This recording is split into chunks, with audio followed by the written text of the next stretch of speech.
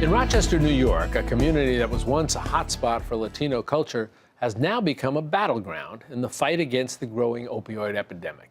Residents are fighting back, chanting "No Mas" as they look to aid, feed, and clothe those seeking to recover from addiction. The Father Lawrence Tracy Health and Wellness Center is a community outreach that hopes to connect those in search of recovery to resources and centers that can provide proper treatment. Rodolfo Rivera, the center's steward, gives us a look at how his team is working hard to combat the crisis affecting their city. Welcome to Clinton Avenue, as we call it, the home, La Avenida, La Clinton.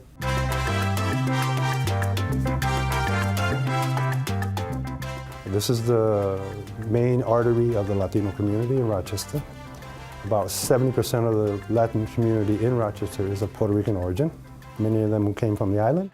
The condition of the community today is probably a little more challenged than it's ever been, and particularly because of the heroin and opioid epidemic, but more importantly because of the establishment of the business, if you will, here on Clinton. So, whereas in the past it was the beacon for the Latino community, arts and culture, people, music, etc. Now it's more an alleyway for those who are seeking to get their fix. People come here, they die, and this community gets stained with that kind of reality. I would argue that the preponderance of dealers are either Latino or African American, not exclusively, but in this area, that's who we are. Consumers, believe it or not, are Caucasians. And so when the source of how this enterprise survives is from folks who are outside of this community, therein lies our problem. I spend my time here listening, seeing with my own eyes and experiencing and talking with people about what is happening here, what can be done different. And the beauty that I've found thus far is that everybody's fed up, including the users.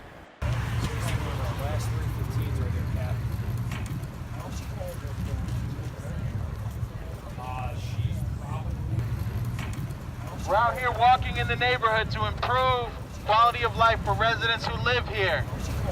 What we know now is silence is killing us. So we decided to be progressive, assertive, and say to people, we want to help you, because that was always the message here.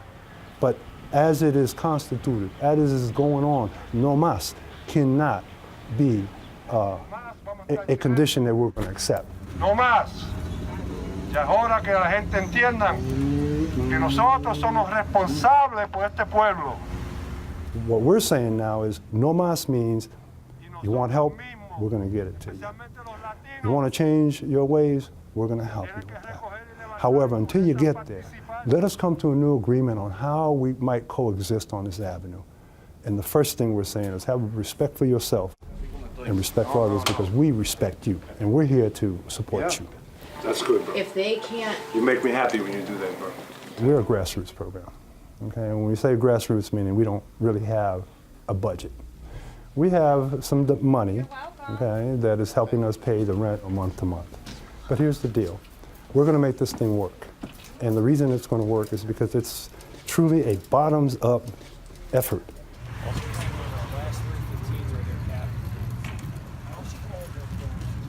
Si hay esperanza y hay un futuro aquí en este pueblo. People bring her donations all the time. Do you want to put the stuff you guys are taking and doing all I just need a little bag, just a little one. Just a little one? You want coffee? Yeah. Okay. What do you like, cream and sugar? Yeah? I've got soda back there, so. Okay. The Father Tracy Health and Wellness Center. And it was to honor him. It was to create a name recognition that is in the DNA of the Latin fabric of this community. And at the same time, to signal to the street that no más, we are coming to you with something different. This center is not about me. It's about the opioid crisis.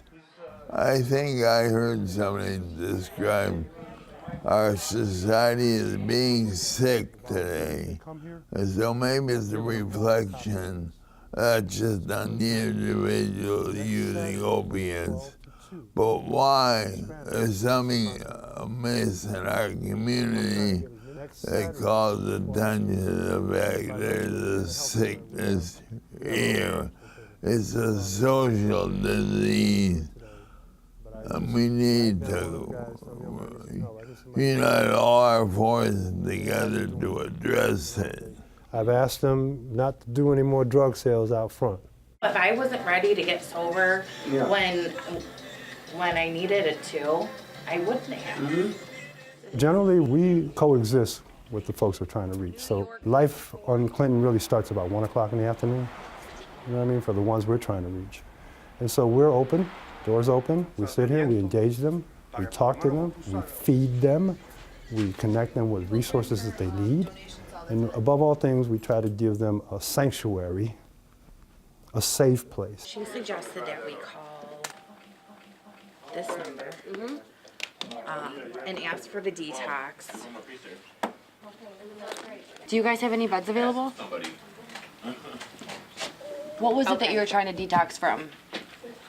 Heroin and coke. Okay. And let me ask you, are you looking for a place where you can go first? Because they don't provide Suboxone or methadone. That's not what they do at this detox facility. Are you okay with that? Because they have a bed available. Yes, I'll go. You'll go? He'll go. He really wants help. Apple Transportation, Dakota Transportation. Dakota is going to be there before 3:30 to accommodate for him today. Thank you. Amazing. We've known Edwin for quite some time. We've been doing this for quite a while, and he is finally ready. Well, I'm hanging in there. Just not feeling too good. Rochester only has 24 detox beds, and for the whole county. So it's not enough. It's insane to think that all these people who live here and want help can't get it. We got him into a place in Bath. God bless you, okay? Which is about 2 hours away, and he has a ride coming through insurance to come and pick him up, and that's huge. That's a huge first step. What? All right, bro. Be good. I had my bouts with drugs. I had my bouts with my own self. Came up from a home without a father. Mother raised us. There were conditions that were not hospitable, violence, abuse. And for a long time in my life, it took its toll. And as life would have it, the solution for me became my faith. I can say, but for the grace of God, I know I could not have done it. Folks tend to listen to somebody who's walked that walk and not talking about how it should be walked. And that's what really is the distinction.